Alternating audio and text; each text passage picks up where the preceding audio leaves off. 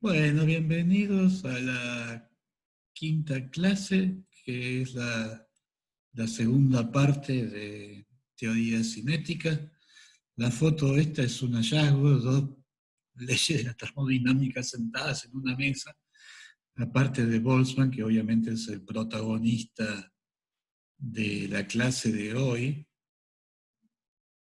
También lo tenemos a Nernst, que va a tener su propia clase más adelante, y otros nenes que van a volver a aparecer también en el curso.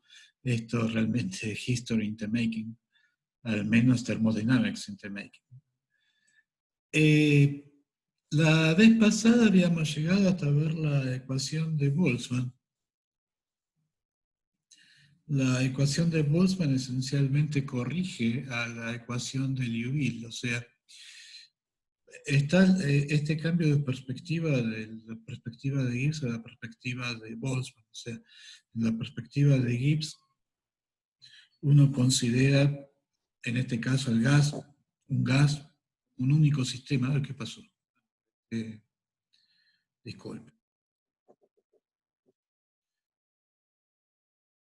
Un gas como un único sistema, y si quiere hacer mecánica estadística, lo que hace es imaginarse tiene muchas copias de este único sistema, que se llama un ensamble.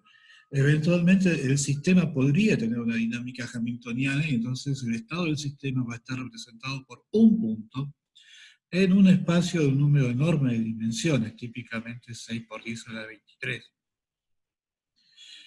Pero este punto representa, un único punto representa todo el espacio, todo el estado del sistema. En cambio, la perspectiva de Boltzmann, no tenemos infinitas copias del gas, tenemos un único gas, pero ese gas está compuesto de un número muy grande de constituyentes que son todos esencialmente idénticos entre sí. ¿Qué quiere decir la palabra idénticos? Es todo un tema, vamos a volver sobre eso. Que son esencialmente idénticos entre sí y que mantienen una interacción suficientemente débil entre sí como para que preservar una cierta individualidad. Entonces, ahora cada uno de estos subsistemas, considerado aisladamente, sería un sistema hamiltoniano y por lo tanto obedecería una ecuación de Liouville. Y esa ecuación de Liouville es perturbada por la interacción con los otros subsistemas. Entonces, es una manera completamente distinta de hacer mecánica estadística. Ahora vamos a promediar sobre los distintos constituyentes de un único sistema, pensado cada uno de los constituyentes como un sistema en sí mismo. No es lo mismo que la manera de Gibbs de hacer mecánica estadística. De todas formas, adoptando la perspectiva de Boltzmann, entonces nuestros constituyentes van a ser las moléculas del gas, no son simplemente partículas, y si despreciamos las interacciones entre moléculas, entonces cada una de estas partículas va a obedecer una ecuación de Liouville, que en ausencia de un campo externo es simplemente la ecuación 1 con el lado derecho igual a 0. Y la posibilidad de que haya colisiones entre partículas, la interacción entre partículas, rompe hace que la ecuación de Liouville deje de ser homogénea y aparece un término inhomogéneo, que es la integral de colisiones, que representa el,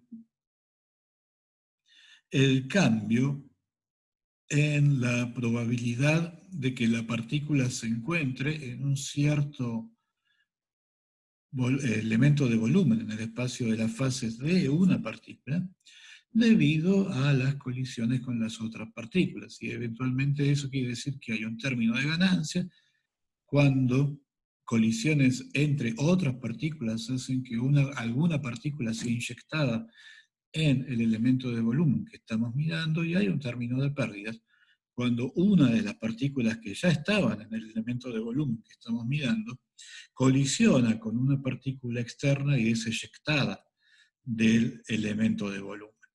Entonces tenemos un término de ganancias y un término de pérdidas. En el caso de Boltzmann, Boltzmann considera colisiones binarias, o sea, colisiones que preservan el número de partículas, entran dos y salen dos. No es necesariamente el único caso. Yo podría tener en un plasma una colisión entre un fotón y un electrón, en el cual el electrón absorbe al fotón, y por lo tanto entran dos y salen uno. O sea, puedo tener distintos tipos de interacciones. Para cada tipo de interacción voy a tener una integral de colisiones particular. La propiedad que tienen siempre las integrales de colisiones es que si yo calculo la integral de colisiones en la distribución de equilibrio me tiene que dar cero.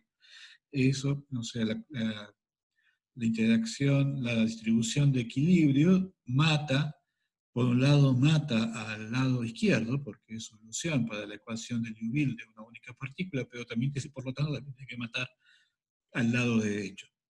Y después, si yo la expreso de esta forma, en que acá ya estoy haciendo el ansatz de Boltzmann, de considerar que la probabilidad de tener una partícula con momento 4 y una partícula con momento 3 es un único elemento de volumen, es simplemente el producto de las probabilidades.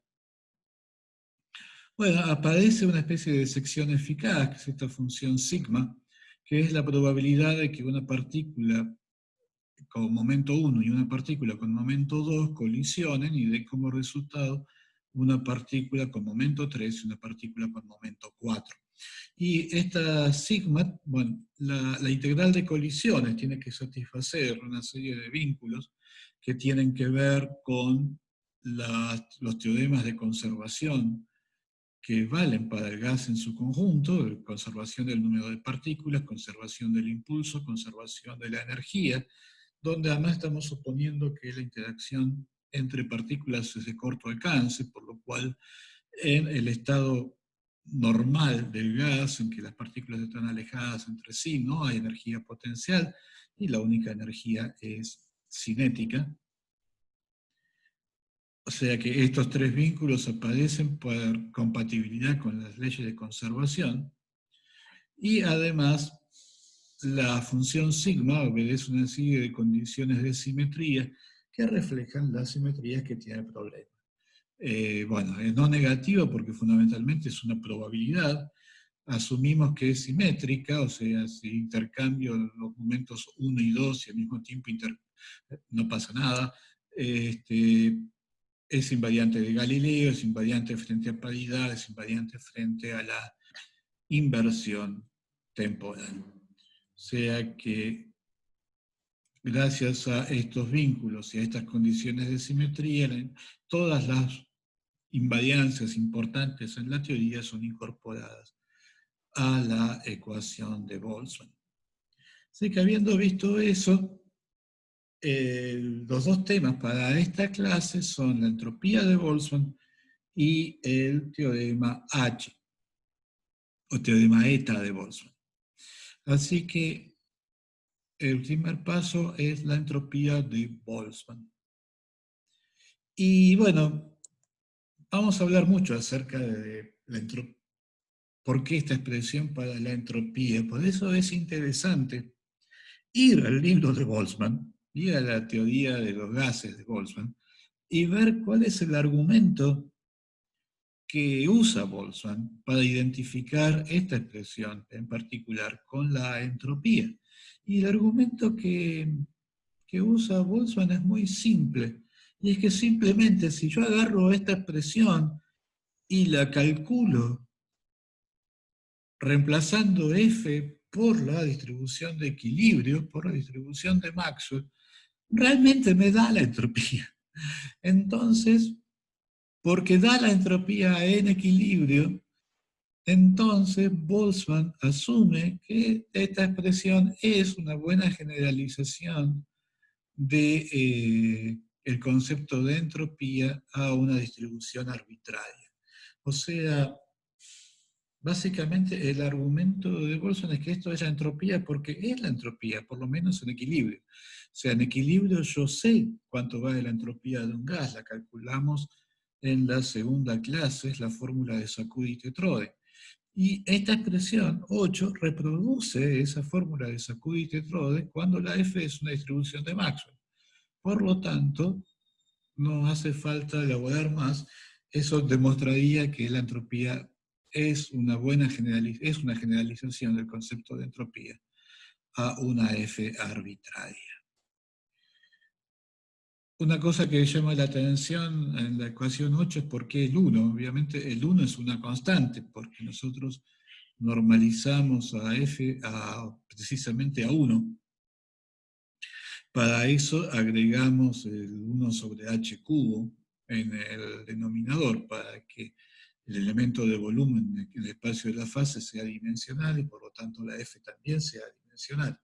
Como toda la integral es adimensional, hace falta agregar una constante de Boltzmann para preservar las unidades de entropía, energía sobre temperatura. Eventualmente yo podría haber usado un sistema de unidades en que la entropía sea unidimensional. No necesito usar la constante de Boltzmann, pero bueno, por motivos históricos vamos a dejarla ahí. El caso es que, bueno, la idea de agregar el 1 es porque si esto hace que la expresión 8 realmente sea el límite, cuando H barra tiende a 0, de lo que es la entropía de un gas ideal de bosones. O sea, es simplemente por eso, es por consistencia con lo que es la fórmula para un gas ideal de bosones. Cuando uno está trabajando en el límite clásico, como estamos haciendo nosotros, efectivamente este término es simplemente una constante y como tal se puede ignorar. El caso entonces es que simplemente Boltzmann saca de la galera esta expresión, la calcula para un gas de una partícula. Esto no lo hace Boltzmann, esto lo estoy haciendo yo, de empezar con el gas de una partícula. Van a ver por qué estoy haciendo esto. Para el gas de una partícula, la distribución de Maxwell la habíamos escrito explícitamente. Creo que no me acuerdo si la vez pasada o la anterior, es simplemente una gaussiana en momentos, uniforme en posición, normalizada para que la integral de 3x de 3p sobre h al cubo de f valga 1. Así que uno hace la cuentita y le da esto, la compara con la fórmula de Sackur-Tetrode, usa que para un gas de una partícula el volumen es simplemente kBt dividido la presión, y ve que efectivamente coincide, asumiendo además usando que para un gas ideal monoatómico el calor específico es 3 medios de kB, coinciden y además nos dice cuánto vale la constante, que no es trivial porque depende del valor de h, o sea que no es tan trivial. De hecho, determinar la constante es una forma de medir la constante de Planck. Bueno, normalmente no lo hace de esta forma porque es una medición muy difícil, pero eventualmente se podría hacer de esta forma, y de hecho Sacudi y Tetrode lo hicieron en 1912. O sea que efectivamente, para un gas de una partícula, Boltzmann tiene razón. Y esta expresión efectivamente reproduce lo que ya sabíamos por argumentos puramente termodinámicos, que es la entropía de un gas en equilibrio. Entonces, uno se envalentona y dice, bueno, está bien, para una partícula funciona, vamos a ver qué pasa para n partículas. Y bueno, lo que necesito saber es cómo es la F cuando tengo n partículas, pero eso es fácil, porque estoy asumiendo que las n partículas son independientes entre sí. Por lo tanto, la F para n partículas es simplemente el producto de las Fs para cada una de las partículas. Y reemplazo la F entonces por una Maxwell, y esto es lo que me queda, donde K es la energía cinética total, o sea, es la suma sobre todas las partículas de la energía cinética de cada una de cada una. ¿Está bien? ¿Me están siguiendo hasta acá? ¿Alguna pregunta, comentario?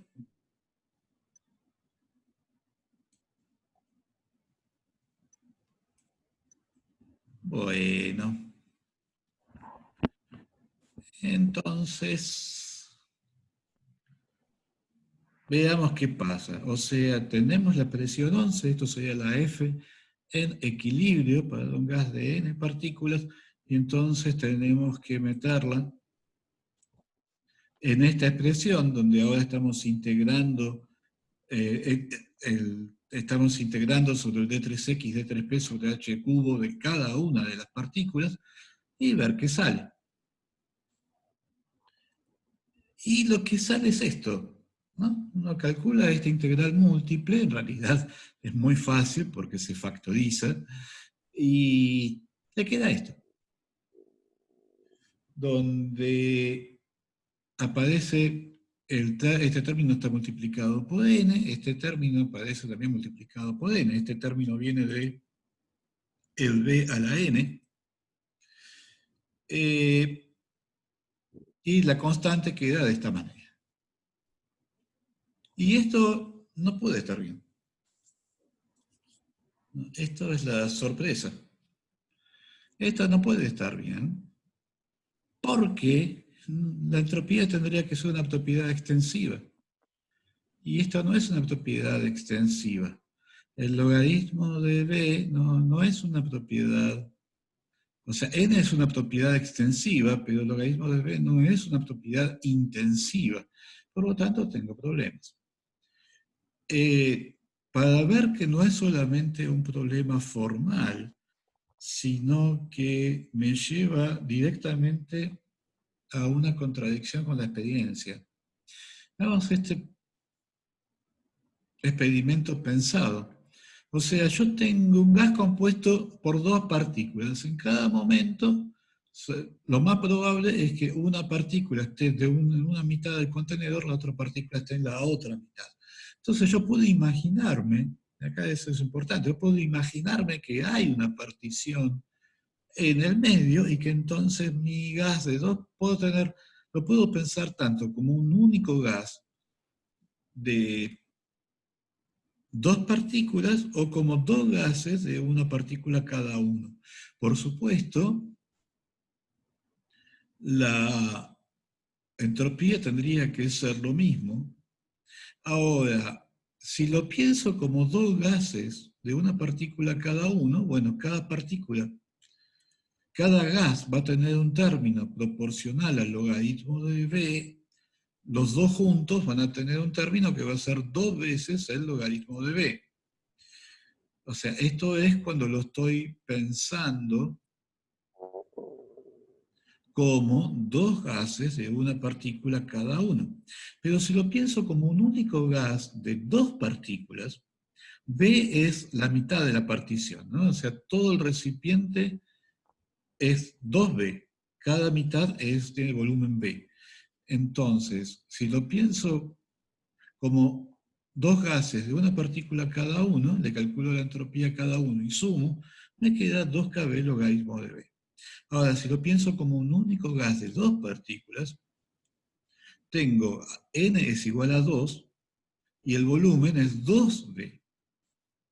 Entonces me queda 2 por la constante de Boltzmann por el logaritmo de 2B. Y esto no es lo mismo. O sea, este resultado es el que tenía antes más 2KB logaritmo de 2. O sea, el ejercicio mental de remover la partición aumentaría la entropía del sistema en una cantidad proporcional a 2 veces el logaritmo de 2. Fíjense que si no fueran dos moléculas idénticas, si fuera una molécula de oxígeno y una molécula de nitrógeno, y efectivamente yo tengo una molécula de oxígeno en un contenedor y una molécula de nitrógeno en otro contenedor y las mezclo, Entonces, está bien que aumente la entropía. Eso se llama la entropía de mezcla y es un efecto conocido. Pero cuando las dos moléculas son idénticas,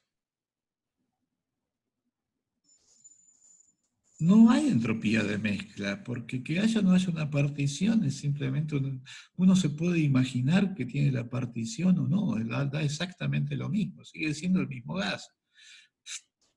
Por lo cual, el solo hecho de que aumente la entropía, porque yo dejo de imaginarme que hay una partición en el medio, no tiene ningún sentido. Por supuesto, esto viene de haber adoptado esta fórmula S tilde que no es extensiva. Si fuera extensiva no podría haber ningún problema. La entropía de 2 por extensividad es 2 veces la entropía de 1 y no queda ninguna duda. Lo que les estoy mostrando es que no es un capricho pedir la extensividad. Realmente es necesaria, porque si uno no pide extensividad, entonces se encuentra con este tipo de dificultades, que aparezca una entropía de mezcla cuando uno en realidad está mezclando gases idénticos, en cuyo caso no debería existir. ¿Está bien? Esto es importante, así que asegúrense que se haya entendido. ¿Está bien?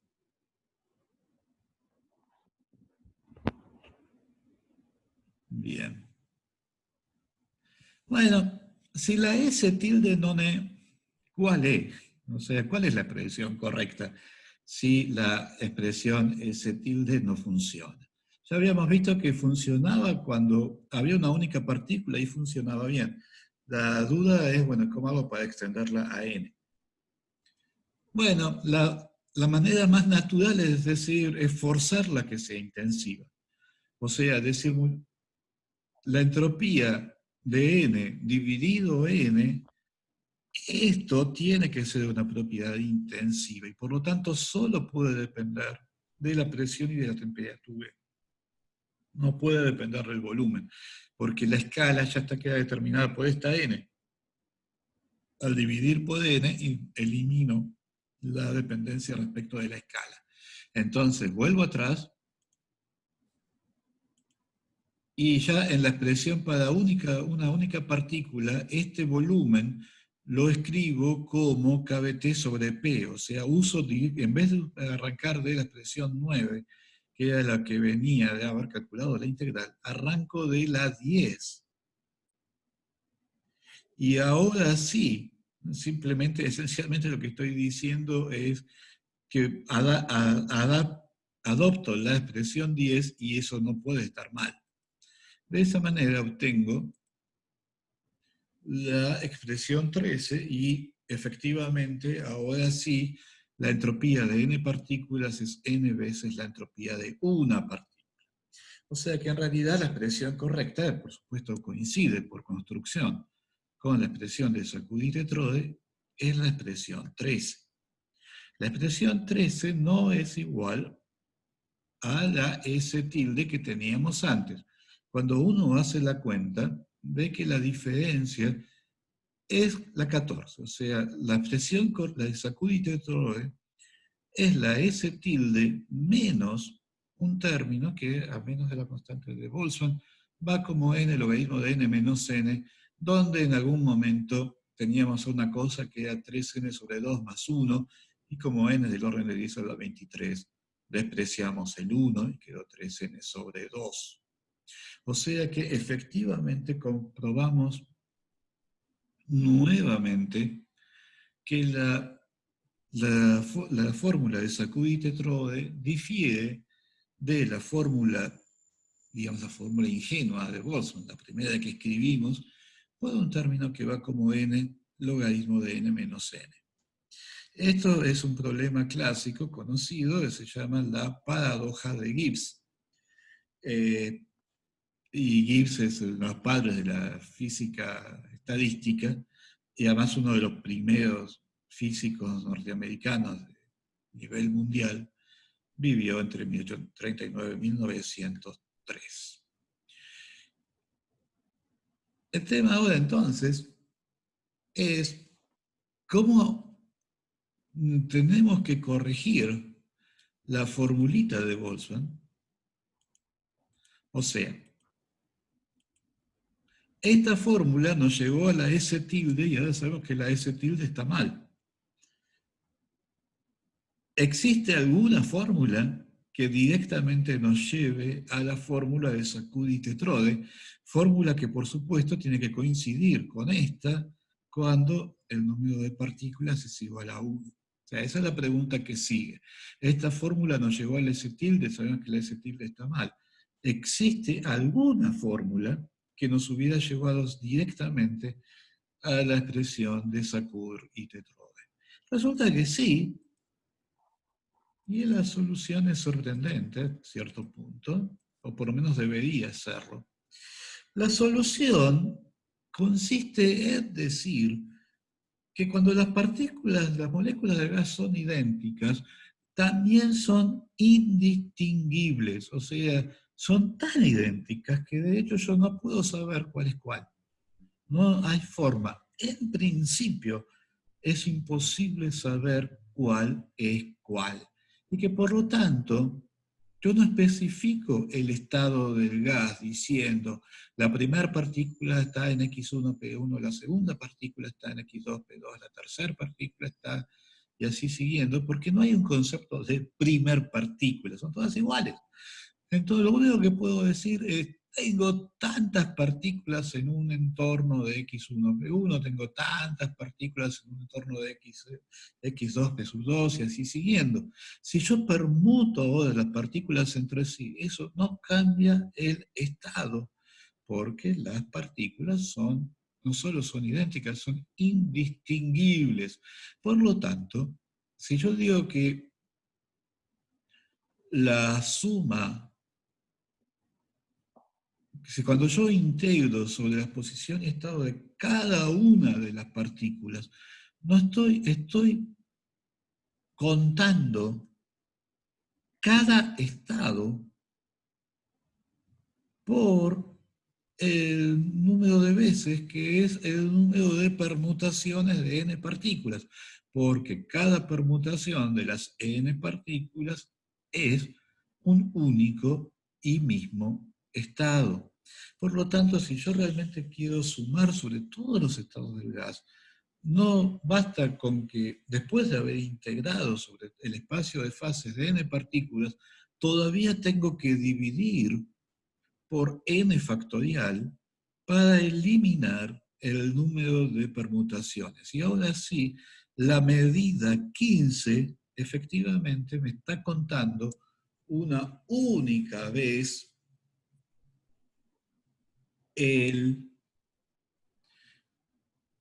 cada estado del gas. Como yo mantengo la condición de que la función de distribución esté normalizada a 1, si voy a cambiar la medida de integración dividiendo por n factorial, entonces también tengo que cambiar la f multiplicando por n factorial. Y entonces dice, ¿para qué diablos estoy haciendo esto? Si dividí por n factorial y multiplico por n factorial, se van a ir. ¿Para qué diablos lo puse? Y está bien, sí, cuando calculo la normalización se van a ir, pero cuando calculo la entropía, como la entropía padece el logaritmo de la función de distribución, ahora ese n factorial que estaba multiplicando acá me va a quedar sumando y no se va a ir. Cuando yo escribí por primera vez el 1 sobre h al cubo, hicimos lo mismo, o sea, introdujimos el h al cubo en la medida de integración y después apareció un h al cubo multiplicando en la f, ¿no? Este h al cubo que está multiplicando en la f. Y les hice esta observación, que en ese momento les debe haber pasado completamente por arriba. ¿Para qué diablos la puse si enseguida, para qué la puse en la medida si la voy a sacar con la normalización? Bueno, pero a veces la normalización importa. Me estaba anticipando a este momento. La normalización importa, porque en la fórmula para la entropía, ahora si yo acá pongo un n factorial multiplicando, acá me va a aparecer un término que va a ser menos el logaritmo de n factorial. Y por la aproximación de Stirling, el logaritmo de n factorial es precisamente n veces el logaritmo de n menos n. Este gráfico, la línea de punto, la línea roja, o sea, los puntos rojos son el logaritmo de n factorial para n desde 1 hasta 100. La azul es la aproximación de Stirling, n logaritmo de n menos n, y se ve que efectivamente funciona sorprendentemente bien. Ya para valores de n, piensen que acá lo vamos a usar para un n no del orden del 100, un n del orden de 10 a la 23. O sea, ya para valores de n bastante bajos para lo que es la física estadística, esta fórmula ya funciona muy bien. Y entonces, este logaritmo de n factorial que me aparece restando, es precisamente lo que yo necesito para corregir la S tilde. O sea que este truco de decir idéntico quiere decir, entre otras cosas, indistinguible, y por lo tanto necesito modificar la medida de integración, y por lo tanto necesito modificar la f para sostener la normalización. Ese truco efectivamente me resuelve el problema. Y con la medida de integración correcta y la f correcta, yo realmente puedo usar esta fórmula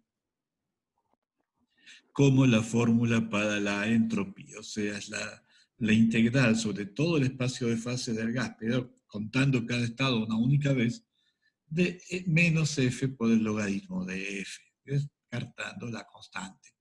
No va a jugar ningún papel. Así que esto es la solución de la paradoja de Gibbs. Si efectivamente consideramos que las moléculas de un mismo gas son indistinguibles entre sí, la paradoja de Gibbs desaparece. ¿Está bien? ¿Se siguió hasta acá? Bueno, entonces, dos comentarios para cerrar.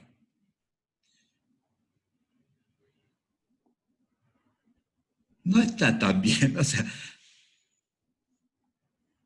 hay que pensarlo esto, porque fíjense que estamos diciendo que no es cierto que la F del gas es el producto de todas las Fs. O sea, la F del gas no es el producto de las Fs, es el producto de las Fs por otro factor, n factorial. Y eso quiere decir que las moléculas no son estadísticamente independientes. Aún si esto realmente fuera un gas ideal, o sea, aún si realmente no hubiera interacción entre las moléculas, estamos diciendo que las moléculas del gas no son independientes. Pero ¿cómo puede ser si las moléculas no se ven entre sí, no están no tienen manera de interactuar entre sí? ¿Cómo puede ser que no sean independientes? O sea, eso es algo que realmente hay que pensarlo, no hay que tomarlo como si fuera algo tan natural, porque de hecho no lo es. Y la otra cuestión que también hay que pensar es que finalmente tuvimos que echar mano básicamente a una propiedad cuántica del gas, a la indistinguibilidad de partículas que tienen una estadística cuántica, ya sean bosones o fermiones, para resolver un problema que estaba planteado como un problema clásico. O sea, la ecuación de Boltzmann es una ecuación clásica. Entonces, ¿por qué tuvimos que meter a H en el medio, el principio de indistinguibilidad cuántica, para resolver la paradoja de Gibbs? O sea que esas son dos cosas, al menos esas dos cosas, hay que sentarse y pensar un poquito.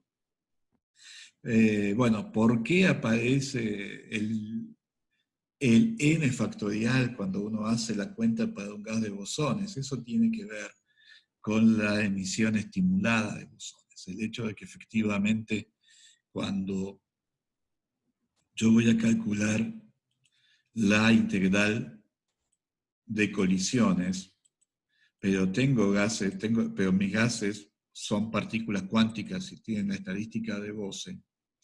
Entonces, en el término de colisión tengo que tener en cuenta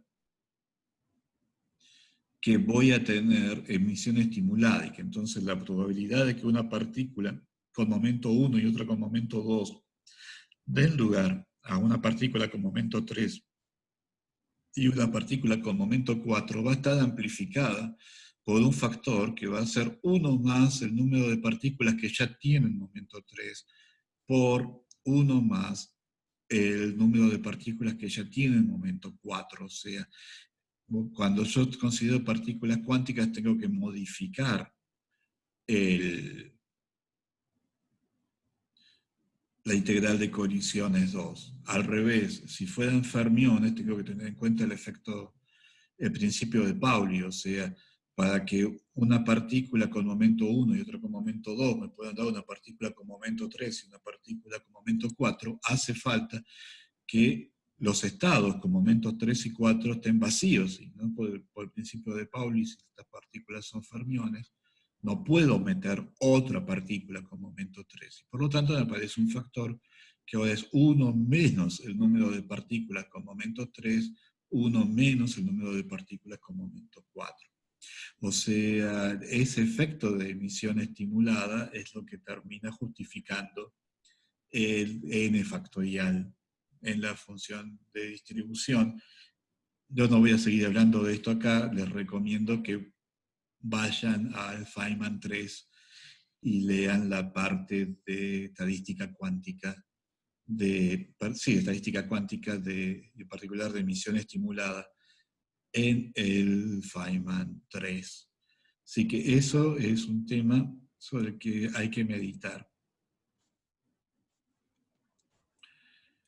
Y el otro tema sobre el cual les recomiendo que mediten fuertemente, muchas veces uno dice, incluso hay libros que lo dicen, que en realidad la termodinámica como teoría macroscópica es simplemente un promedio de la física estadística. Entonces, es el comportamiento medio de un sistema de muchas partículas. Y entonces yo conozco la física estadística, esencialmente no necesito saber termodinámica, ¿no? La termodinámica se deduce de la física estadística.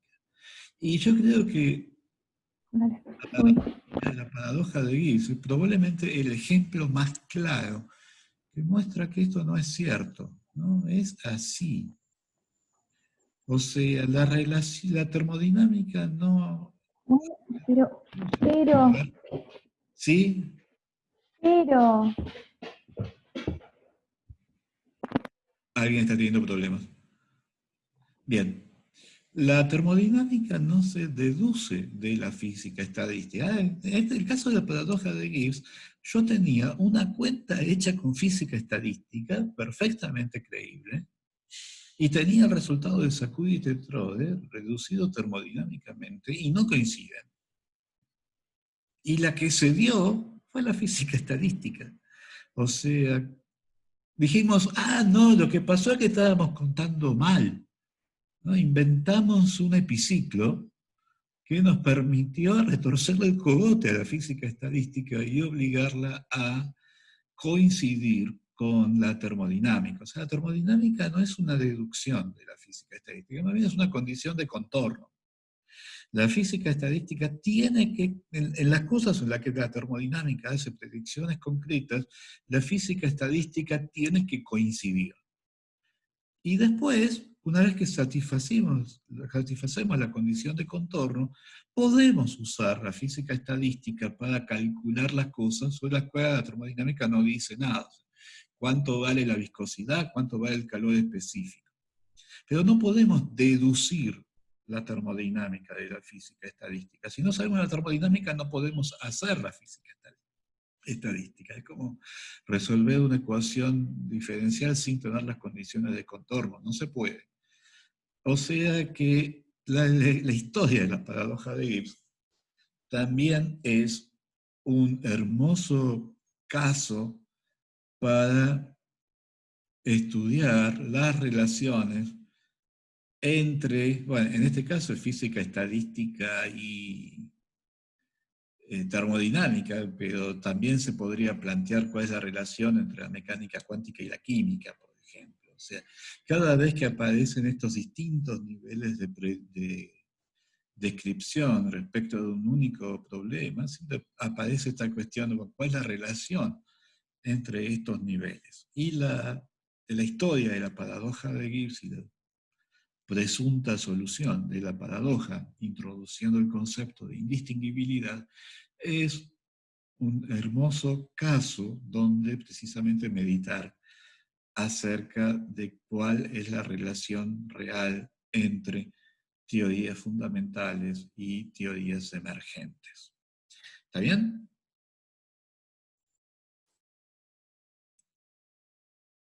Bueno, entonces después de este ejercicio ilegal de la filosofía de la ciencia, vamos a pasar al segundo tema de la clase, que es el teorema eta. Entonces, por más que es un poquito temprano, la propuesta sería hagamos el recreo ahora, y ya después cuando volvemos, arrancamos con el teorema eta. ¿Les parece bien?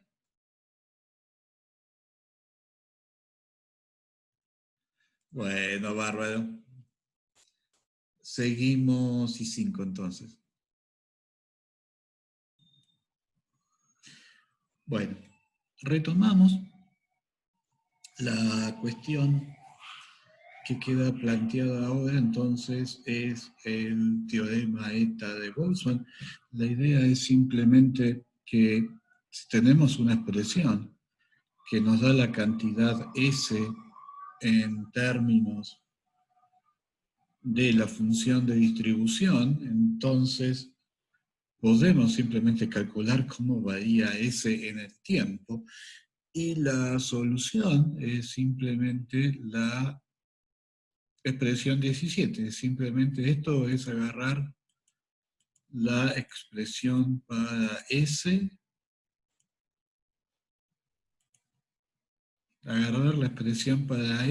derivar respecto del tiempo, y usar, va a quedar esencialmente menos el logaritmo de f por la derivada de f respecto de t. El 1 se cancela el proceso de hacer la cuenta. Para la derivada de f respecto de t, simplemente reemplaza la ecuación de Boltzmann y después usa esta expresión para la integral de colisiones y tiene que reorganizar términos. Y el resultado es efectivamente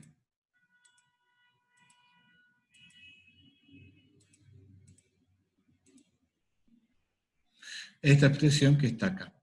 Y en esta expresión que está acá, bueno, uno sabe que sigma es definida positiva. Si acá saca F1 menos F2 lo saca factor común. Las Fs también son no negativas, o sea que el producto de F1 por F2 es positivo. Si lo saca factor común, le queda una cosa que tiene la pinta X menos 1 por el logaritmo de X, donde X es el cociente, F3 por F4 sobre F1 por F2. Y esta función, X menos 1 por el logaritmo de X, como se ve del gráfico, es positiva. Y solamente vale 0 cuando x es igual a 1. O sea que la expresión para la derivada de S respecto de t es una expresión que es un producto de cosas que son no negativas y por por lo tanto necesariamente también es no negativa. Y en este punto, Boltzmann no creo que haya salido corriendo por las calles de Viena gritando Eureka, pero seguramente tuvo muchas ganas. Porque esto era algo que la física alemana estaba buscando desde el día que Clausius enunció la segunda ley. Encontrar una deducción de la segunda ley puramente mecánica. Y Boltzmann estaba convencido que había obtenido una deducción de la segunda ley, o sea que ese era la entropía y que esto demostraba que la entropía no podía disminuir de manera puramente mecánica, porque él todavía no se había dado cuenta de la hipótesis implícita que había metido en la deducción de su ecuación. Por lo tanto, él creía que simplemente había resuelto la cantidad de choques por unidad de tiempo sin meter ninguna hipótesis extraña. O sea que realmente él pensó que había deducido la segunda ley de la termodinámica y que esto era decididamente el logro de su vida. En realidad el logro de su vida fue haber llegado así de cerca y haber clarificado muchísimo él y la discusión que siguió, haber clarificado muchísimo realmente qué era lo que había que discutir. Pero el hecho es que la solución de Boltzmann no fue recibida con la aclamación que Boltzmann esperaba en Alemania. O sea, inmediatamente salieron críticos del teorema H de Boltzmann diciendo que, bueno, que en realidad Boltzmann no había logrado demostrar la segunda ley. Fundamentalmente en Alemania, o sea, este es un caso en que el recibimiento del teorema ETA de Boltzmann fue mucho más favorable en Inglaterra que en Alemania. Creo que en Inglaterra claro, en Inglaterra la gente no sentía como una prioridad deducir la segunda ley. Ya Maxwell había analizado el contenido de la segunda ley, había llegado a la conclusión de que la segunda ley era una ley estadística y eso era suficiente para los ingleses. Los ingleses lo que querían era avanzar acerca de cómo usar esto para calcular cosas concretas. La ecuación de Boltzmann en ese sentido es infinitamente valiosa y con eso les alcanzaba. En Alemania estaba, en cambio, la prioridad estaba en lograr una deducción de la segunda ley a partir de principios mecánicos. Y entonces la discusión de si Boltzmann lo había logrado o no lo había logrado era una discusión fundamental, mucho más que cualquier aplicabilidad práctica de la ecuación de Boltzmann. Y eso va a ser uno de los temas en debate. O sea, el debate fue muy confuso. El debate fue muy confuso y en algunos momentos fue muy agresivo. Y uno de los motivos por los cuales se fue tan confuso es que la existencia de estos dos niveles. O sea, ¿qué estamos discutiendo? ¿Estamos discutiendo a nivel de principios o estamos buscando una predicción, una demostración matemática de que la entropía aumenta, o estamos discutiendo al nivel de lo que pasa normalmente en un laboratorio y si la entropía de una botella con oxígeno y una botella con nitrógeno va a aumentar cuando los mezcle. O sea, son dos niveles de discusión distintos, y el hecho de que la discusión oscilaba entre estos dos niveles y que a veces el propio Boltzmann muchas veces pasaba sin decirlo de un nivel a otro, según le convenía en el debate, eso fue una de las cosas que agregó confusión. ¿Está bien? ¿Me están siguiendo hasta acá? O sea, la demostración del teorema H es hacer esta cuenta. Es muy simple, está hecha en el libro de Huang de mecánica estadística, Pero realmente es muy simple, es calcular la derivada de S respecto de t en términos primero de la derivada de F respecto de t, y después meter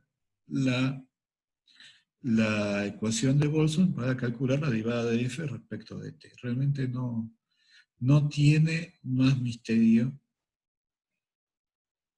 que eso. Bueno, resumiendo. Otra propiedad importante del teorema de Boltzmann es que mientras F3 por F4 no sea F1 por F2, o sea, mientras que X no sea 1, esta función es estrictamente positiva y que por lo tanto en esos casos la entropía va a crecer. Si yo quiero que la entropía haya alcanzado un máximo, ese máximo tiene que corresponder a caso en que F3 por F4 es F1 por F2. Lo cual quiere decir que el logaritmo de F es una constante de movimiento en estas colisiones binarias elásticas de dos partículas, porque el logaritmo de F3 más el logaritmo de F4 tiene que ser igual al logaritmo de F1 por el logaritmo de F2. Ahora, las constantes de movimiento son el número de partículas, el impulso y la energía cinética. Por lo tanto, si el logaritmo de F tiene que ser una constante de movimiento, tiene que ser una combinación lineal de estas cinco constantes, ¿no? El número de partículas, las tres componentes del impulso, la energía cinética. Y esa combinación lineal básicamente es la distribución de Maxwell. Después de haber identificado la velocidad media, la temperatura como energía cinética media, el número de partículas como parte de la normalización, lo que me queda es la distribución de Maxwell. O sea que demuestro de un plumazo no solo el principio de crecimiento de la entropía en un caso aislado, sino que además demuestro que efectivamente hay un único equilibrio posible, y ese equilibrio se alcanza cuando la función de distribución adopta la forma de la distribución de Maxwell.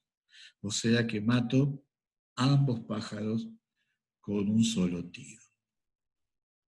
Entonces, si la distribución de Boltzmann, o si tengo un campo externo de Maxwell-Boltzmann, agregando el término de energía potencial, si tengo una fuerza externa conservativa,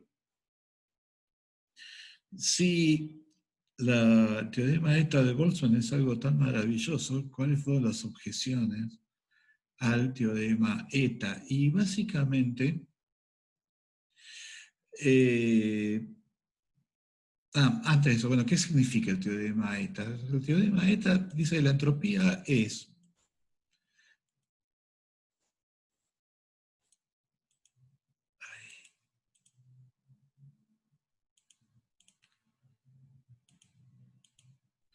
fíjense, nos olvidamos del 1 y finalmente lo que hace es agregar una constante, o sea que no tiene nada que ver con la creación de entropía. Es la integral de f logaritmo de f. Integral de f por cualquier cosa me da el promedio, o sea, la integral de f por un elefante es el promedio del elefante. O sea que estamos calculando el promedio del logaritmo de f. O sea, estamos calculando el valor promedio de la amplitud de la función de distribución. Pero la función de distribución, el área bajo la curva de la distribución, de la función de distribución vale 1. O sea que la altura básicamente es 1 sobre el área o el volumen del soporte de la función de distribución. Básicamente la pregunta que está contestando la entropía de Boltzmann es, si yo reemplazo la función de distribución real por un cilindro, ¿no? Que tenga siempre el mismo valor de f en todos lados, de tal manera de preservar la altura media, o sea, la altura media de la f original va a ser la altura de mi cilindro. ¿Cuál es la base de ese cilindro? ¿No? Si yo reemplazo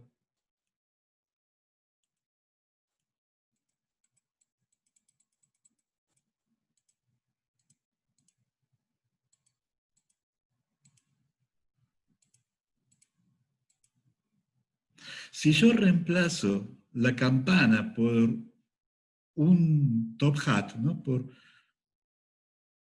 por una cuadrada, un escalón. Si yo reemplazo entonces la campana por un escalón, ¿de qué ancho tengo que hacer el escalón para preservar el área debajo de la campana? O sea, tengo que calcular cuánto vale la altura media de la campana, y entonces 1 sobre la altura media va a ser el ancho del escalón. Lo que está diciendo Boltzmann es que la entropía esencialmente es el logaritmo de la base del cilindro. Y el principio de aumento de la entropía lo que está diciendo es que la base del... O sea, esto que sería el soporte medio de la función de distribución, eso tiende a aumentar. O sea que la función de distribución va a tender a expandirse. Y para poder expandirse va a tener que bajar el valor medio. O sea, la función de distribución va a tender a ser cada vez más chata y más expandida. ¿Qué es lo que uno está acostumbrado a ver de la ecuación del calor? ¿No? Una, una curva que mida las temperaturas de una barra de hierro que está a temperatura cero en las puntas. Yo la toco en el centro con un foco caliente, obtengo entonces una distribución de temperaturas que esencialmente es una delta. Cuando dejo pasar el tiempo, esa delta se convierte en una gaussiana, y a medida que pasa el tiempo, efectivamente la gaussiana se hace cada vez más ancha, con una variancia que aumenta en forma lineal con el tiempo. Eso es lo que sale de resolver la ecuación de difusión derivada de t respecto de t es igual a una constante por el laplaciano de t, en una dimensión por la segunda derivada de t respecto de x 2 veces. Bueno, si yo le calculo, si yo digo, voy a tomar esta campana de Gauss como mi f y le calculo la entropía de Boltzmann, lo que me da es que la entropía va como logaritmo de t. Básicamente es el logaritmo de la varianza. Y eso es lo que quiere decir la entropía. Esto es lo que dice Landau que quiere decir la entropía. La entropía lo que está midiendo esencialmente es el logaritmo del área del soporte de la función de distribución. Y soporte en el sentido de un físico, ¿no? Los puntos en los cuales la función de distribución es sensiblemente distinta de cero. Obviamente, el soporte matemático de la gaussiana es toda la recta, la gaussiana siempre es mayor que cero, pero casi toda la recta es infinitesimalmente pequeña, eso para un físico no cuenta. Estamos diciendo del soporte en el sentido de cuál es el conjunto en el que efectivamente hay una probabilidad razonable de encontrar el sistema. Y lo que está diciendo entonces la entropía es cuál es el área, el volumen de ese conjunto, y lo que dice el teorema ETA es que ese volumen va a aumentar en el tiempo, que efectivamente la partícula va a difundir en el espacio de fases. O sea, todo eminentemente razonable, y entonces, ¿cuáles fueron las objeciones al teorema ETA de Boltzmann? Bueno, precisamente la objeción era todo bien, pero obviamente rompió la flecha del tiempo, rompió la invariancia entre la inversión temporal. Pero supuestamente el problema es que Boltzmann subrayó que lo suyo era una deducción puramente mecánica.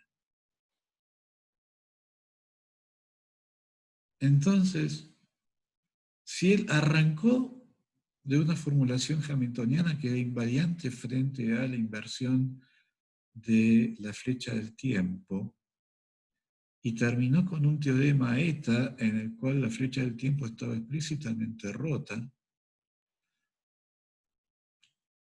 ¿dónde pasó el milagro? O sea, básicamente esa es la objeción. ¿Cómo puede ser? Si arrancó con una teoría que era perfectamente invariante frente a la inversión temporal, y no hizo nada raro, todos los demás fueron pasos deductivos, eso era lo que decía Boltzmann que había hecho. Si todos los demás fueron pasos deductivos, ¿cómo puede ser que haya terminado en el teorema eta? Esa objeción uno no se la hace a Fourier, porque Fourier arranca de la ecuación de Fourier, y la ecuación de Fourier obviamente no es simétrica frente a la inversión temporal. Entonces está todo bien, o sea, uno tiene una teoría que rompe la invariancia frente a la dirección del tiempo, pero no hay ningún problema porque uno puso ese rompimiento explícito de la invariancia frente a la inversión temporal, lo puso como uno de los principios de la teoría. O sea que está todo bien, lo único que queda por discutir es si la teoría, el resultado es válido fenomenológicamente o no.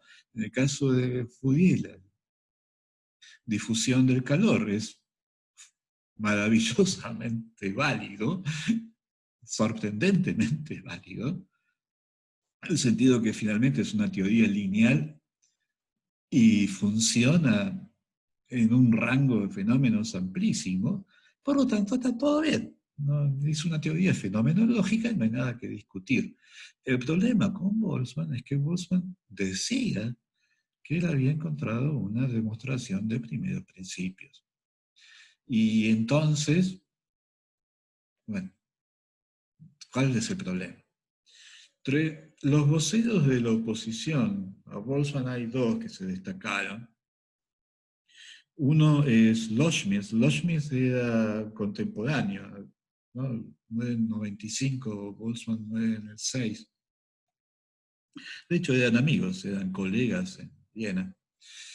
Y básicamente lo que dice Loschmidt es: esto no puede ser, porque yo abro el proverbial frasco de perfume, las moléculas de perfume se difunden por toda la habitación, calculo la entropía de la distribución de las moléculas de perfume, está creciendo, todo hasta ahora el teorema H está fenómeno, ninguna objeción, pero si yo hago una formulación hamiltoniana del perfume, existe un estado en el que las moléculas de perfume están por toda la habitación y yo simplemente invierto todas las velocidades. Y bueno, si yo hago eso, entonces las moléculas de perfume espontáneamente van a volver a meterse adentro del frasco y la entropía va a decrecer. El mismo ejemplo, cuando yo rompo el jarrón, los pedazos de vidrio salen volando por todos lados. Si yo invierto la velocidad de cada pedacito de vidrio, voy a ver que el jarrón se rearma espontáneamente y necesariamente eso va a estar conducido a una deducción de entropía. Entonces no puede haber una demostración puramente mecánica de la segunda ley, porque siempre va a haber estados eh, que conduzcan a una reducción de entropía y no a un aumento de entropía. Esta fue una de las objeciones. Siempre en el espacio de condiciones iniciales de un sistema mecánico voy a tener tanto estados que son compatibles con el teorema H como estados que van a llevar a una reducción de la entropía y por lo tanto es imposible que la entropía crezca cualquiera sea el estado. La segunda objeción es una versión un poquito más sofisticada de lo mismo. Fue enunciada por Ernst Zermelo, que era más joven. En el momento de la polémica, Zermelo tenía alrededor de 30 años. Y conociendo lo que era la academia alemana en esa época, de hecho algunos dicen que lo sigue siendo, realmente llamaba la atención que alguien de 30 años se metiera públicamente con el que era reconocido como el principal físico teórico del mundo germánico.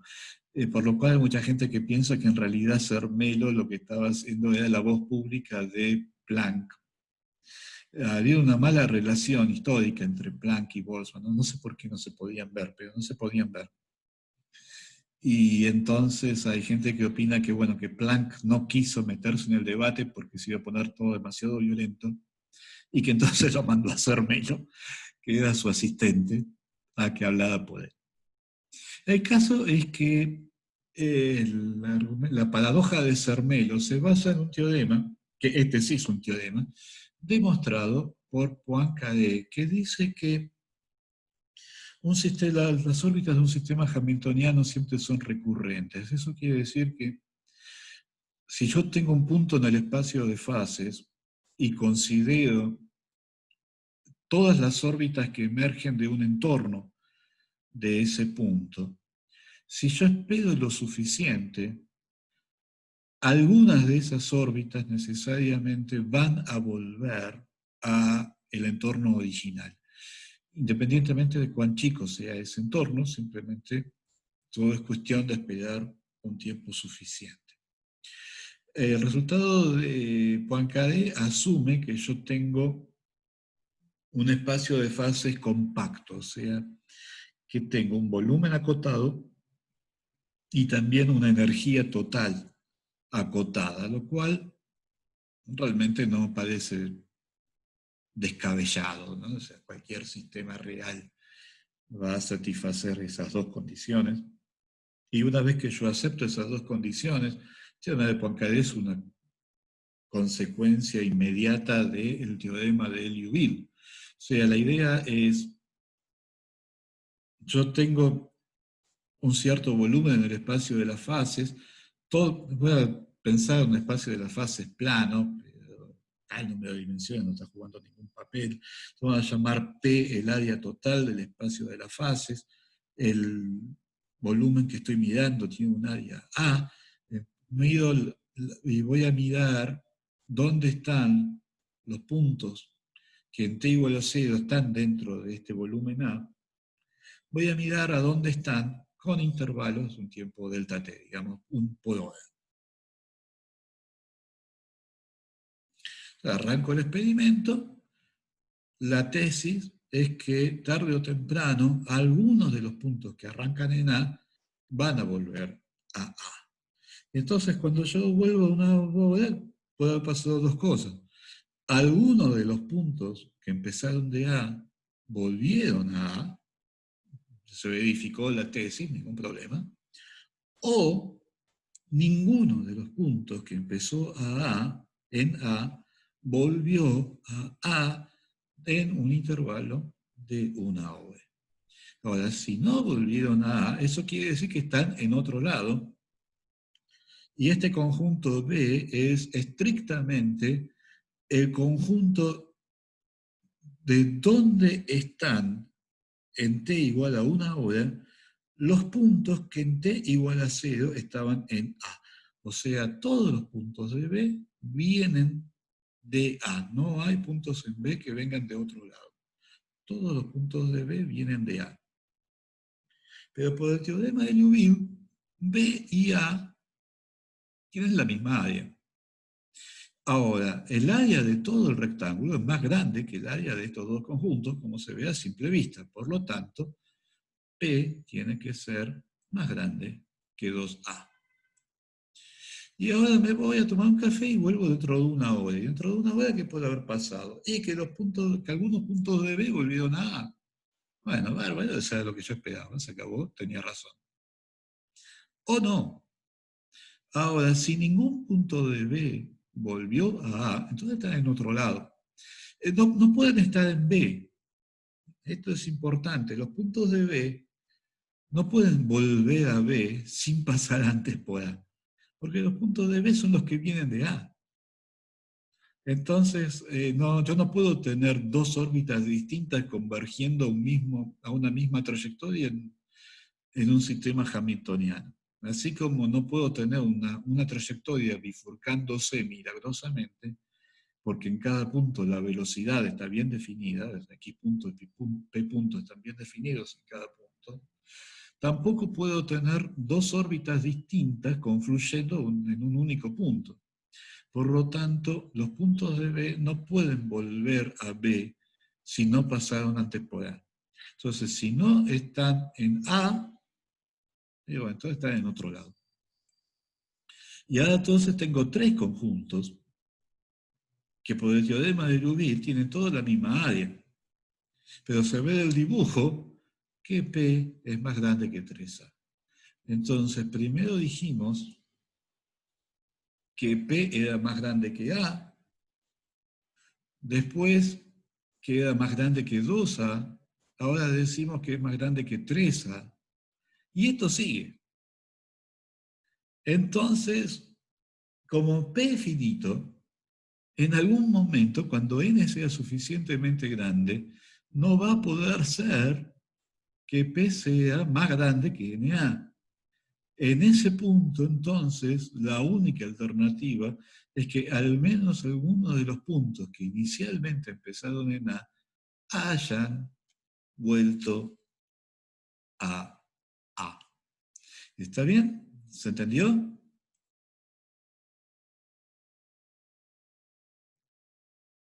Como corresponde a un teorema de Poincaré, es infinitamente elegante, infinitamente sencillo y no hay que hacer ninguna cuenta.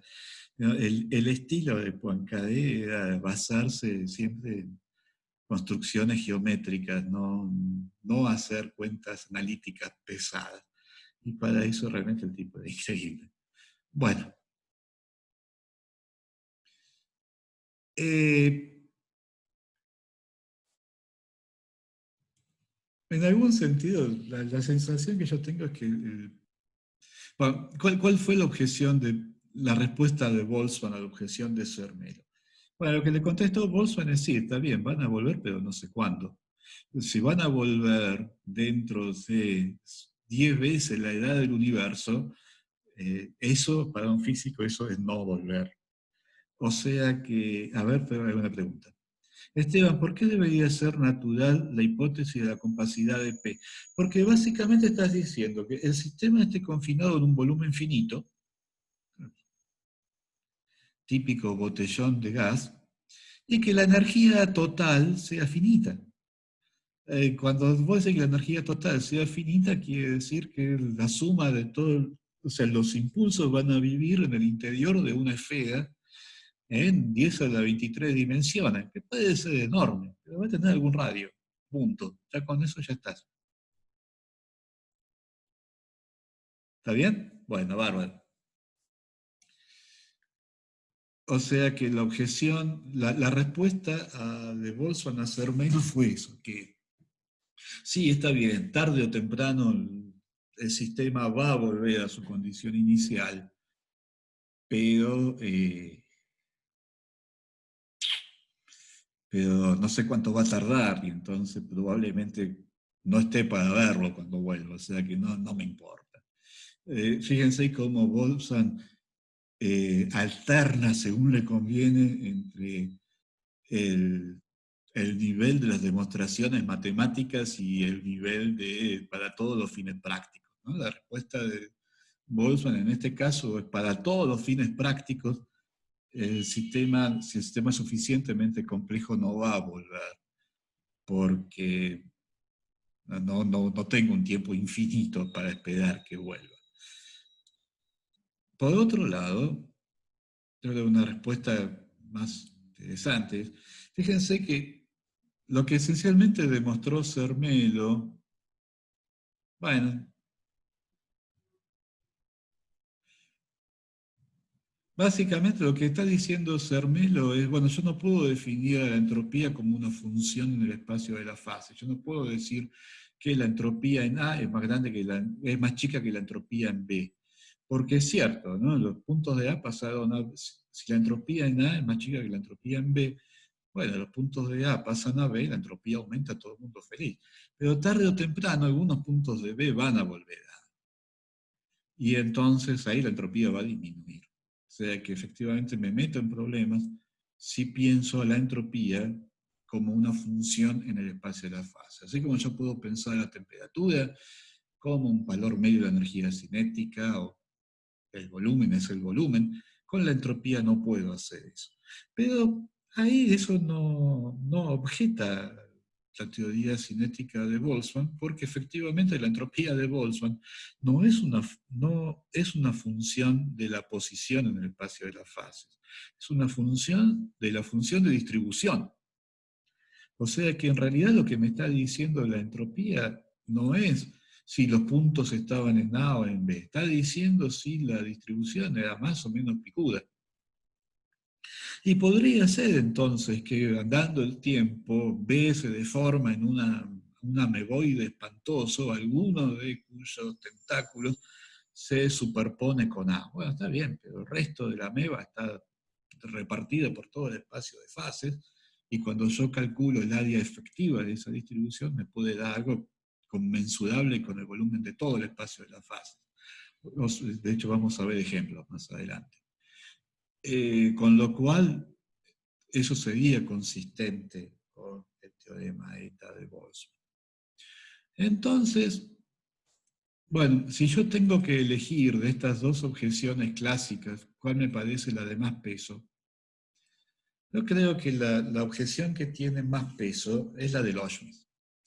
Porque ahí sí, estamos hablando del frasco de perfume. Yo rompo el frasco de perfume, el perfume difunde por toda la habitación y yo veo que efectivamente la entropía aumenta, consistente con el teorema eta de Boltzmann, pero nadie me prohíbe congelar a las moléculas de perfume repartidas por todo el aire de la habitación, invertir las velocidades de cada una y ahora con ese estado inicial dejarlas evolucionar. Y ahí voy a ver que las moléculas de perfume se meten espontáneamente otra vez adentro del frasco y necesariamente eso conlleva una disminución de la entropía.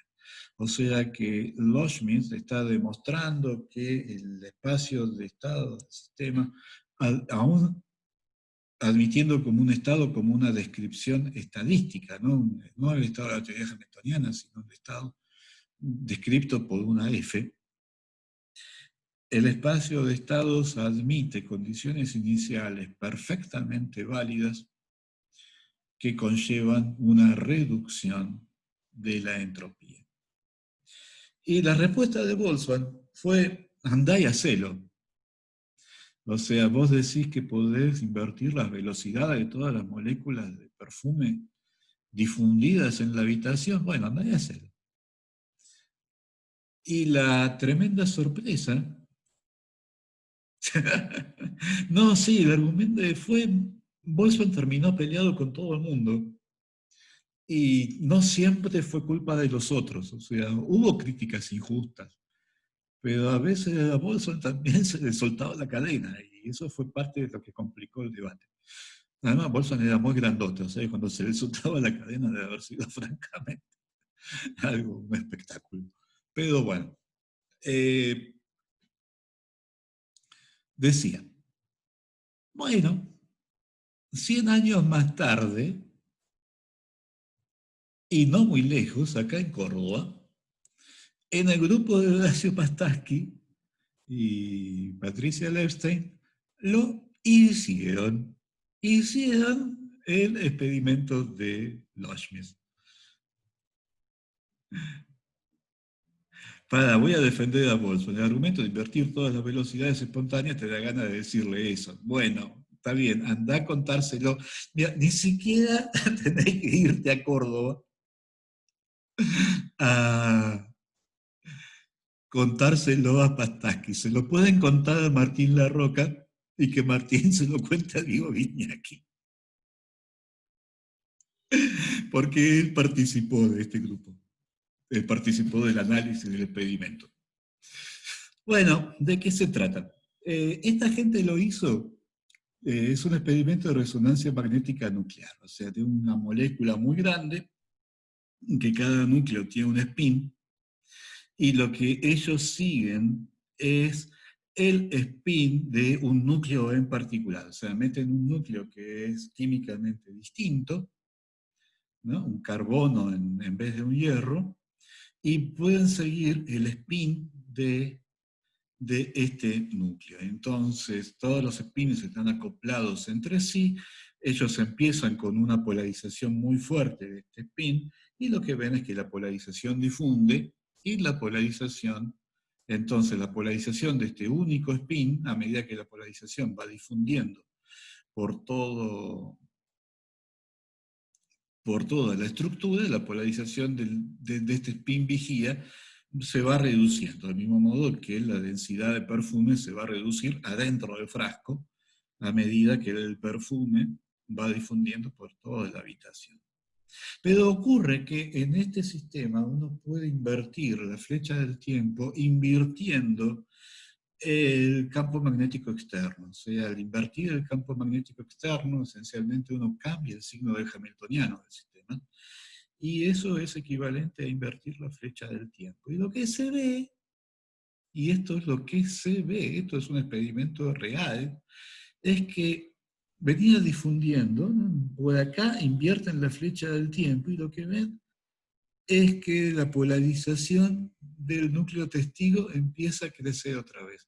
Es como que todo ven cómo el perfume se va metiendo adentro del frasco. No todo, nunca todo, pero sí una cantidad sustancial. Si esperan más tiempo para invertir la flecha del tiempo, entonces la cantidad de perfume que se vuelve a meter en el frasco es un poquito menos. Hay una pérdida de fidelidad con el tiempo que uno espera para invertir el campo magnético. Pero en todo caso se ve que efectivamente hay un claro aumento de la polarización de este núcleo testigo, que es equivalente entonces a un comportamiento antidifusivo de los espines, al menos durante un cierto tiempo, y después empieza a difundir otra vez. O sea que ahora, cuando se logra este efecto, se llama un eco de Loschmidt, no es, ya mucho antes de esto se vio que si uno el experimento del perfume también es el experimento de la mancha de tinta, ¿no? De difundir una mancha de tinta en agua y después tratar de reconstruir la mancha invirtiendo las velocidades. Bueno, eso no se puede hacer con tinta y agua, pero si uno lo hace en, en algún fluido mucho más viscoso, ¿no? Uno tiene una columna de parafina, le mete alguna tintura, algo que se pueda ver a simple vista, agita la parafina con una hélice, uno ve que todo difunde, invierte la dirección de giro de la hélice y se ve exactamente un comportamiento muy parecido a esto. O sea, uno ve que efectivamente la mancha de colorante tiende a volver a formarse, y después de cierto tiempo ahí sí la difusión manda.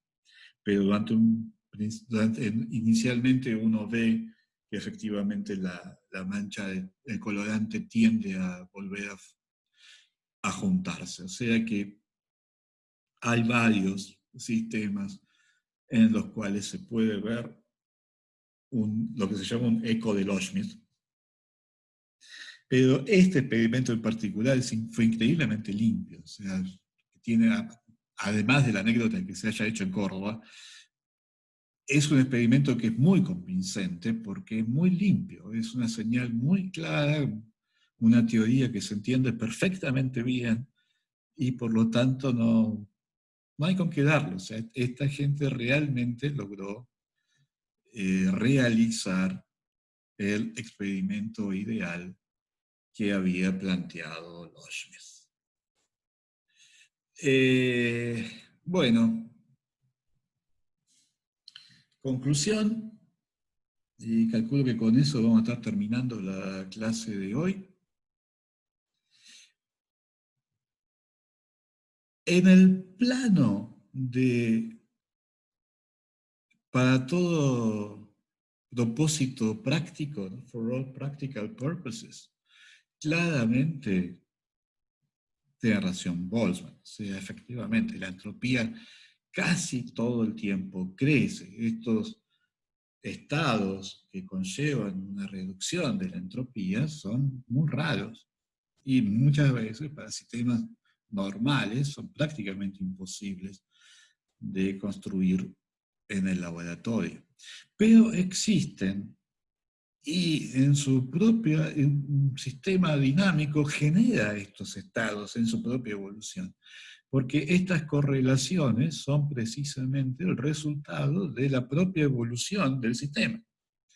Por lo cual, el progreso de la entropía es un incremento puntual. O sea, la entropía casi todo el tiempo está aumentando, pero de repente puede tener una reducción drástica, después vuelve a aumentar otra vez, después tiene otra reducción y así siguiendo. Y la dinámica entonces de un sistema estadístico, la convergencia al equilibrio, entonces no es una convergencia monótona. O sea que la ecuación de Boltzmann como descripción de la convergencia al equilibrio funciona demasiado bien, porque predice que el sistema cae al equilibrio como una piedra y las cosas no son tan fáciles, ¿no? El sistema, más que caer como una piedra, cae como una pluma, que sí, generalmente cae, pero a veces agarra una corriente de aire y vuelve a subir, y cae por ahí, se mueve para un costado, después vuelve a caer un poquito. Es bastante más complicado. Y la misma ecuación de Boltzmann lo demuestra, porque precisamente por el teorema eta, si uno agarra a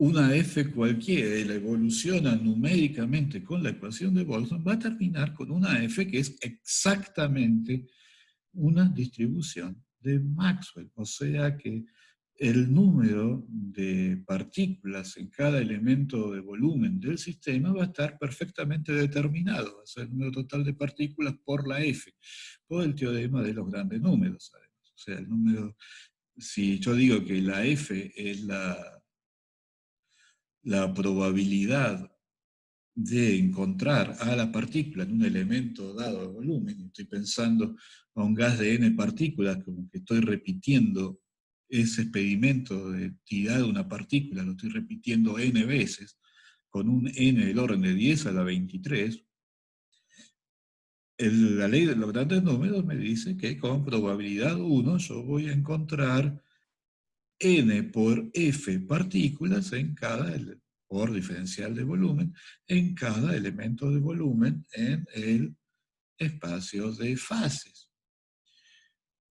Y eso no es cierto, porque la misma física estadística me dice que el número de partículas en un elemento de volumen es una cantidad que fluctúa, con fluctuaciones del orden de la raíz cuadrada del número de partículas. Entonces, es otra cosa en la que se ve que la ecuación de Boltzmann está funcionando demasiado bien. Me da una convergencia monótona al equilibrio, cuando la convergencia al equilibrio real no es monótona, es una convergencia puntuada por episodios de comportamiento antitermodinámico.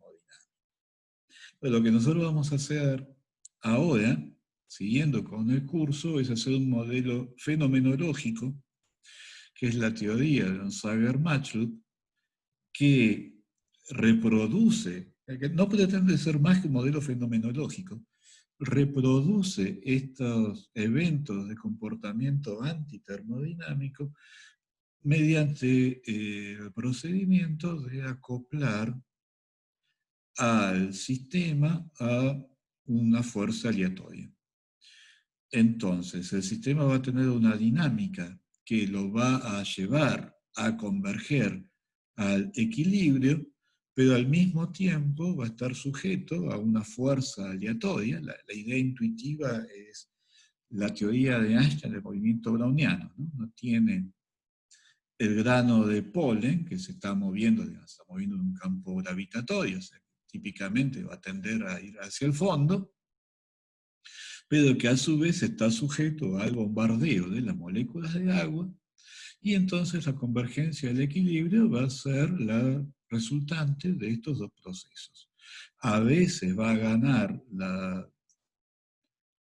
dinámica determinista y a veces va a ganar la dinámica aleatoria. Y como resultado de la dinámica aleatoria puede haber eventos de comportamiento antitermodinámico, con lo cual vamos a obtener una descripción de cómo es efectivamente la convergencia del equilibrio mucho más realista que la que da la ecuación de Boltzmann. Y esa es la descripción que vamos a usar después para estudiar las relaciones de trabajo, que es el resultado más importante de la primera mitad del curso.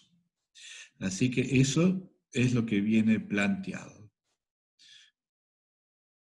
Parte de esta discusión es, bueno, si yo ahora sí ya estoy convencido que eventualmente voy a tener un comportamiento antitermodinámico, o sea, estoy convencido que eventualmente voy a tener transitorios en el sistema en el cual la entropía va a disminuir. ¿Puedo de alguna forma filtrar todas esas disminuciones y quedarme con una disminución macroscópica de la entropía? Bueno, eso sería obra del demonio, realmente, obra del demonio de Maxwell.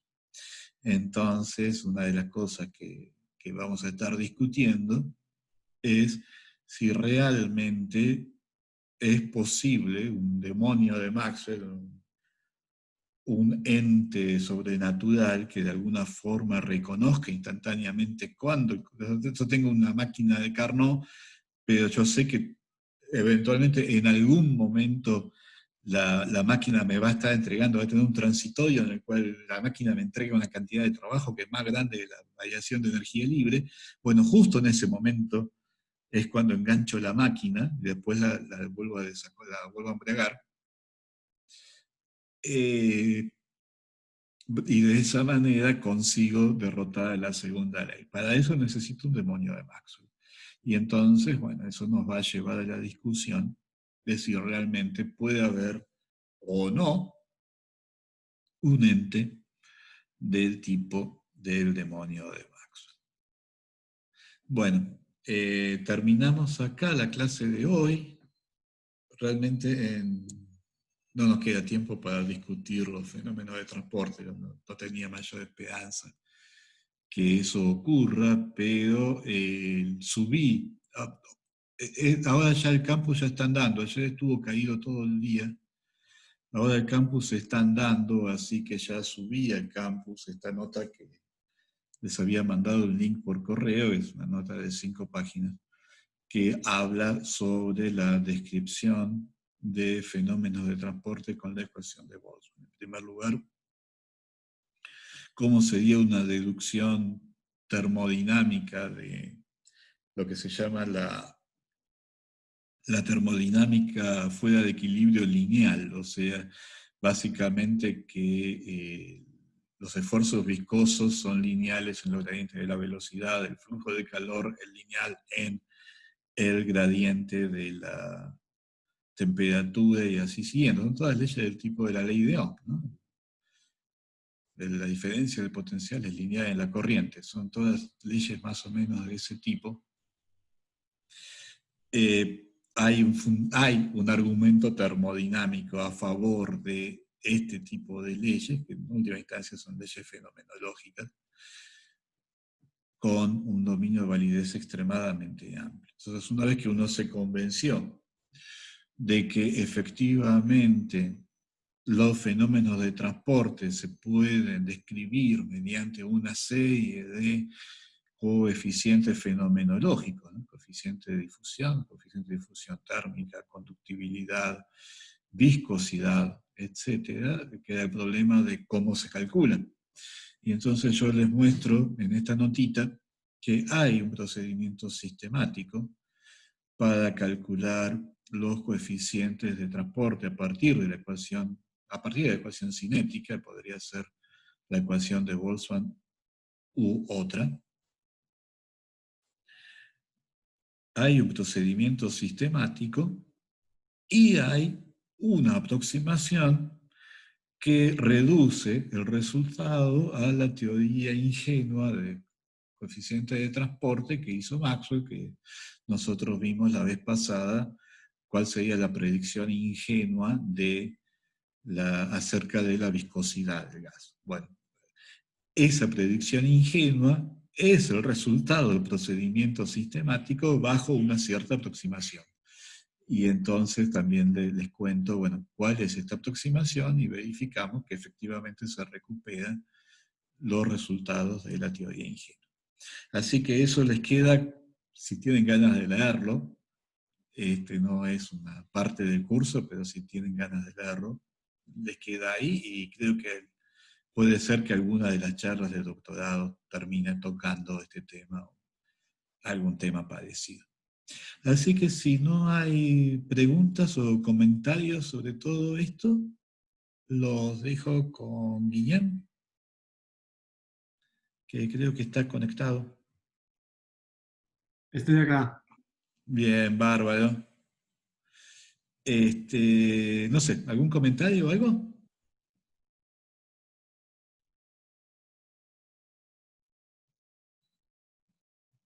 Parece que no. Bueno, entonces los dejo con Guillem y nosotros nos vemos el viernes. Chao, hasta el viernes. Hola, Esteban.